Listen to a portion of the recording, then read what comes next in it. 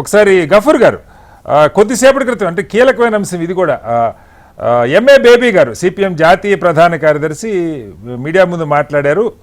స్టాలిన్ గారు ఒక ఆల్టర్నేటివ్ మా ముందు పెట్టారు. అన్నాడీఎంకేకి బయట నుంచి మద్దతు ఇద్దాం, మనం అందరం టీవీకే ప్రభుత్వం ఏర్పాటు కాకుండా చేయాలని ఒక ప్రయత్నం జరిగిందని చెప్తూ ఉన్నారు. అన్నాడీఎంకే అధిపతి పళనిస్వామి గవర్నర్ గారు అపాయింట్మెంట్ కోరారు సార్. ఇవాళ ఏ కారణంగానో ఆయన ఇవ్వలేదు, కానీ ఆయన అపాయింట్మెంట్ కూడా కోరారు. మరి బల నిరూపణకి మేము సిద్ధమని చెప్పాలనుకున్నారు, ఏంటో మనకు తెలియదు.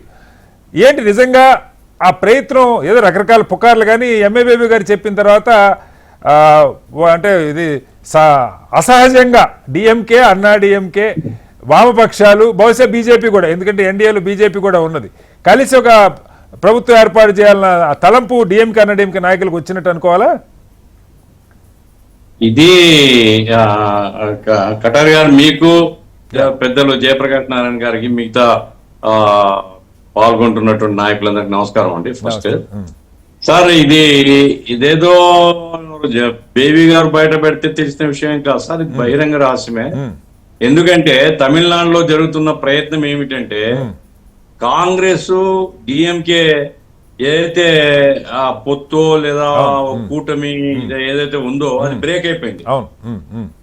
అది బ్రేక్ అయిపోయినప్పుడు డిఎంకేకు బీజేపీకి మధ్య వైరుధ్యం లేదు. అంటే డిఎంకే కాంగ్రెస్ లో ఉంది కాబట్టి వైరుధ్యం ఉంది, లేదు కాబట్టి బీజేపీ యొక్క ప్రయత్నం ఏమంటే ఈ రెండు ద్రవిడ పార్టీలని కనుక కలపగలిగితే వాళ్ళు రాష్ట్రంలో ఏమైనా కొట్టుకొని ఆల్ ఇండియా లెవెల్లో ద్రవిడ పార్టీల యొక్క మద్దతు ఉంటే మనకు కన్సిడరబుల్ సీట్స్ ఉంటాయి అనేటువంటిది ఒక ఎత్తుగడ. అందుకోసమే గవర్నర్ గారు గవర్నర్ సార్ సొంతంగా ఆలోచించారు సార్. సొంతంగా ఏముంది, ఆయన ఇంట్రెస్ట్ ఏముంటుంది సొంతంగా? ఆయన he will be guided by the centre. Central ఎవరు? హోమ్ మినిస్ట్రీ అంటే భారతీయ జనతా పార్టీ నాయకత్వం అది. ఇప్పుడు అందుకోసమే 118 మంది లిస్ట్ ఇవ్వమన్నాడు. లిస్ట్ అవసరం లేదు కదా, పేర్లు దాంట్లో ఏమంటే షణ్ముఖం ఇటువంటి వాళ్ళు ఏఐడిఎంకేను బ్రేక్ చేయాలనేటువంటి ప్రయత్నం చేసి బ్రేక్ చేసి టీవీలో కలవాలని వాళ్ళు. అటువంటిది ఏమైనా ఈయనకు ఆధారం అవుతుందా? ఎంతసేపు 118 పేర్లు సార్ అందరికి తెలుసు, 107 సీట్లు స్థానానికి గెలిచినాడు ఆయన. 108 అంటే ఆయన 2 గెలిచాడు కాబట్టి 107 మంది. ఇది అందరికి తెలుసు. కాంగ్రెస్ బలపరిస్తే ఇంకొక 5 గెలుస్తాయి. నువ్వు పేర్లు ఇవ్వు అని తిప్పుతూ ఉన్నాడు. అంటే ఇక్కడ ఒక రకంగా ఒక పాయింట్ కూడా సార్, అంటే రాజకీయ పార్టీల మీద ఒత్తిడి. ఇప్పుడు వామపక్షాలు కానీ వీసీకే కానీ మీరు ప్రత్యక్షంగా మద్దతు టీవీకేకి ఇవ్వచ్చు, ఇవ్వకపోవచ్చు, లేదు బలపరీక్ష అప్పుడు మీరు బలపరీక్షలో గైర్హాజరు కావచ్చు, ఖచ్చితంగా మద్దతు ఇవ్వాలి అని రూల్ కూడా ఏమి లేదు. అయినా మీరు మద్దతు ఇవ్వకపోతే ప్రజా తీర్పుకు వ్యతిరేకంగా నిర్ణయాలు జరిగి ఉండేవి కాదా? ఇప్పుడు అందుకోసమే నిన్న మేము స్టాలిన్ తో మా పార్టీ అంటే బేబీ కలవలేదు, మా తమిళనాడు రాష్ట్ర కమిటీ నాయకత్వం సిపిఐ సిపిఎంలు ఇద్దరు స్టాలిన్ తో మామూలు చాలా నిర్మోహమాటంగా మాట్లాడడం జరిగింది. అక్కడ చెప్పింది ఏమిటంటే, అయ్యా కాంగ్రెస్ తొందరపడిపోయినారని నీవు అంటున్నావు, మీ ఇద్దరు గెలిస్తే ప్రజల్లో ఏం మెసేజ్ ఇస్తారు? ఇది మంచిది కాదు కదా, ప్రభుత్వం ఏర్పడాలి కదా. ఈ ప్రభుత్వం పళనిస్వామి ఆల్రెడీ ప్రజా విశ్వాసం కోల్పోయినారు.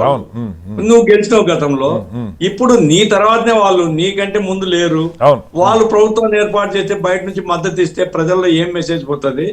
కాబట్టి మేము చాలా ఫర్మ్ గా ఉన్నాము. కొత్త ప్రభుత్వం టీవీకేకు అవకాశం ఇవ్వడం మంచిది. సరే, అతను బాగు చేస్తాడా బాగు చేయడా అనేది మనకేమి అనుబంధం లేదు అతను. అయితే ప్రజాస్వామ్య స్ఫూర్తితో ఆ ప్రభుత్వాన్ని బలపరుద్దాం అనేటువంటి చర్చ జరిగింది.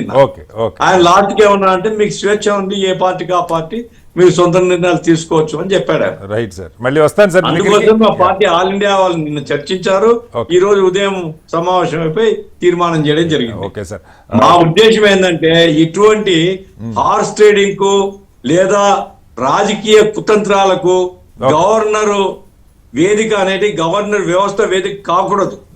కాబట్టి ఆయన పేరుగా ఎప్పుడైతే ప్రీపోల్ మెజారిటీ లేదు ఎవరైతే లార్జెస్ట్ పార్టీ ఉన్నారో, అయ్యా వారం రోజులు టైం ఇస్తున్నా లేదా 4 రోజులు టైం ఇస్తున్నా, నువ్వు నిరూపించుకో అని చెప్పాలా.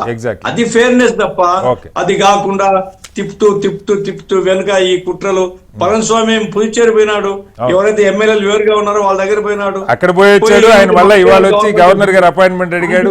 నిన్న అంజుమన్ ఎవరో అతను స్టేట్మెంట్ ఇచ్చాడు, 118 మేము ప్రభుత్వం ఏర్పాటు చేయబోతున్నాము. మంచి రోజులు వస్తున్నాయి, మంచి వార్త వస్తున్నాయి. ఇవన్నీ ఏం చెప్తున్నాయి సార్? కాబట్టి గవర్నర్ వ్యవస్థ మాత్రం ఇట్లా కాకూడదు.